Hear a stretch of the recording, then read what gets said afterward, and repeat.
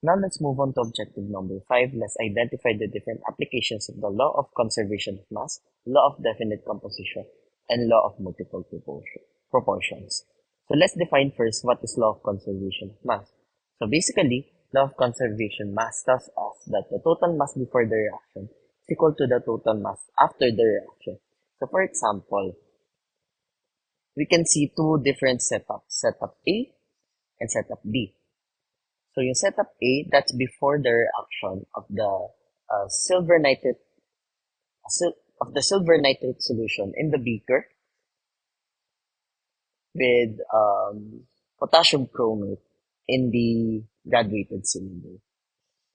So after reacting both of them, after putting the or in other words, after pouring the potassium chromate to the silver nitrate solution, what we can notice is that they still have the same mass before the reaction and after the reaction. So kung napansin niyo naging brownish itong nasa loob ng beaker after the reaction compared to before the reaction na clear solution lang siya.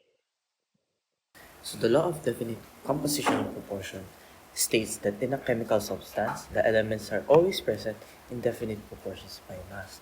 To get this definition, let's use an example, like HNO2 or nitric acid. In that compound, there are one atom of H, one atom of N, three atoms of O. Thus, in any amount of sample of HNO3, the ratio of atoms of nitric acid H is to N is to O is 1 is to 1 is to 3. 1 is to 1 is to 3. So that is the ratio of H is to N is to O. This rule also applies to mass. So each element has its molar mass. We know that the molar mass of H is equal to 1 gram. The molar mass of N is 14 grams per mole. The molar mass of O is 16 grams per mole or O. Now, paano naging 48 yan? It's just 16 times 3. 16 grams multiplied to 3 atoms of O is equal to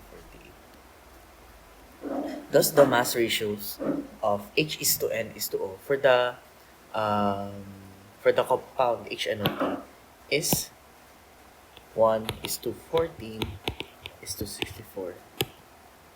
Now, regardless if the amount of nitric acid is 1 ml or 1,000 ml or 1,000 liters, kahit paramihin mo yung the mass of nitrogen is 14 times that of hydrogen. And the mass of oxygen is 48.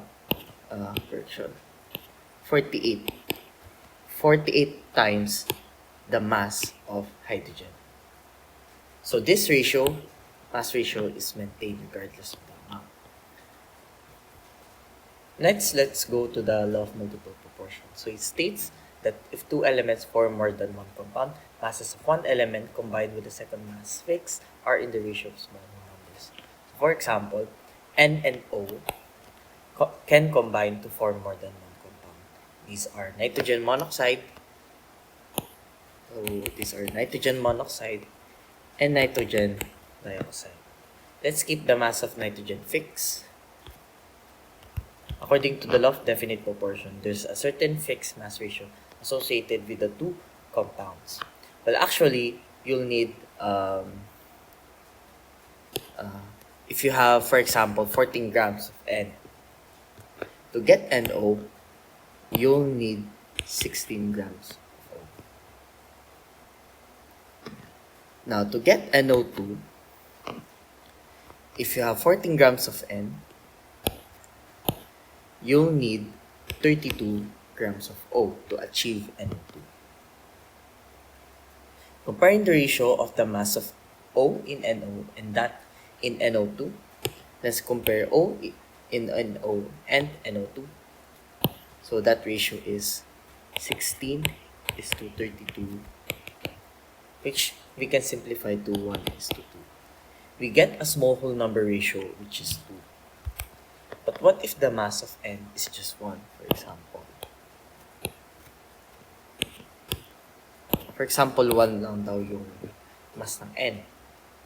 So to get NO, we would still follow the law of definite proportion.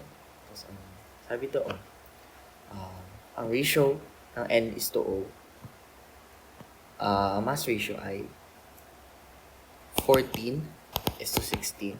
If we divide 14, the denominator, we get 1 is to 1.14 approximately. So, kung 1 gram of N, yung meron sa compound na yun, to get NO, you need 1.14 grams of N.